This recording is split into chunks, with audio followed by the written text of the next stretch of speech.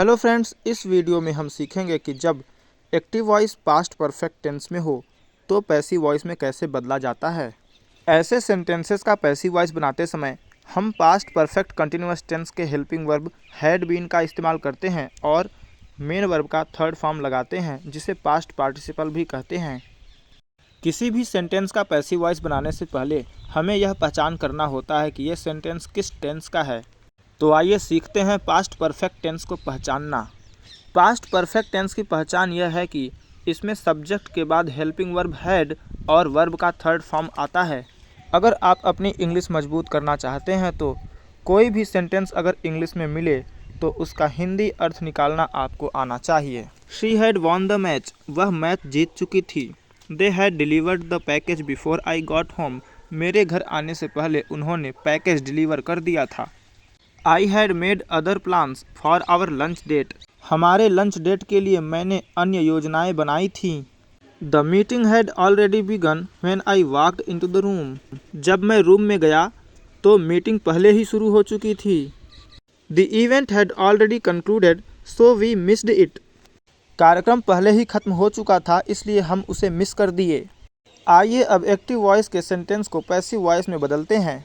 I had finished my work before the deadline, deadline से पहले मैंने अपना काम पूरा कर लिया था। किसी भी सेंटेंस में मेन वर्ब के बाद ही ऑब्जेक्ट होता है। इस सेंटेंस में ऑब्जेक्ट है माई वर्क। पैसिव वॉइस बनाते समय ऑब्जेक्ट को सब्जेक्ट बनाया, फिर पास्ट परफेक्ट टेंस के पैसिव वॉइस को बनाते समय हैड बीन लगाते हैं और वर्ब का थर्ड फॉर्म, फिर बाई, फिर ऑब्जेक्ट मी, आई का ऑब्जेक्टिव केस मी होता है, फिर बाकी बचा हुआ लिख दिया। The ambidextrous had submitted his novel. Ambidextrous का मतलब होता है जो दोनों हाथ से समान कार्य कर सके।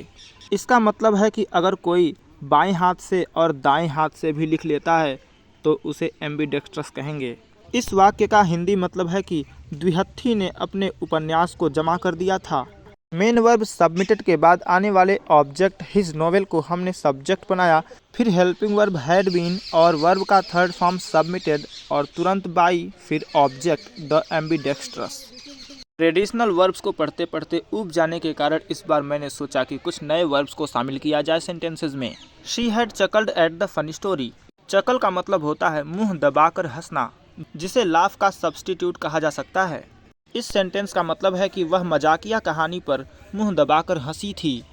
पैसिव वॉइस बनाते समय सबसे पहले ऑब्जेक्ट को हमने सब्जेक्ट बनाया द फनी स्टोरी, उसके बाद हेल्पिंग वर्ब हैड बीन लगाया, फिर वर्ब का थर्ड फॉर्म चकल्ड और साथ में एट को लिखते चलेंगे, फिर बाई और सी का object her. Next sentence, she had crooned her favourite song before the audience uploaded. जहाँ क्रून्ड का मतलब है गाया और इसे सिंग का सब्स्टिट्यूट या सिनोनिम समझ सकते हैं। इस सेंटेंस का हिंदी मतलब है कि दर्शकों की सराहना करने से पहले वह अपना पसंदीदा गाना गा चुकी थी। पैसिव वॉइस का भी हिंदी मतलब समझ लेते हैं। Her favourite song had been crooned by her before the audience uploaded. दर्शकों की सराहना करने से पहले उसका पसंदीदा गाना उसके द्वारा गाया गया था।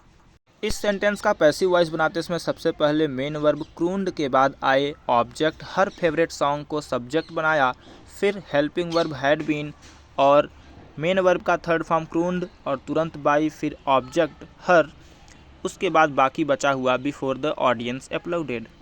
Fifth sentence, our friends had sought answers in the ancient text. इसका पैसिव वॉइस बनाते समय सबसे पहले ऑब्जेक्ट आंसर्स को लिखा, फिर हेल्पिंग वर्ब हैड बीन, फिर वर्ब का थर्ड फॉर्म सॉट, फिर बाई और ऑब्जेक्ट आवर फ्रेंड्स, फिर बाकी बचा हुआ इन द एंशिएंट टेक्स्ट लिख दिया। यहाँ पर सॉट जो है वो सीक का थर्ड फॉर्म है। सीक मतलब खोजना और सॉट मतलब खोजा। ये आपके होमवर्क क्वेश्चंस हैं जो आपकी एबिलिटी को दिखाएंगे कि आपको कितना पैसिव वॉइस समझ में आया। अगर आपको यह वीडियो पसंद आया हो तो अवश्य लाइक करें। इंग्लिश को रोचक और बेहतर तरीके से सीखने के लिए हमारे साथ जुड़े रहें। जय हिंद।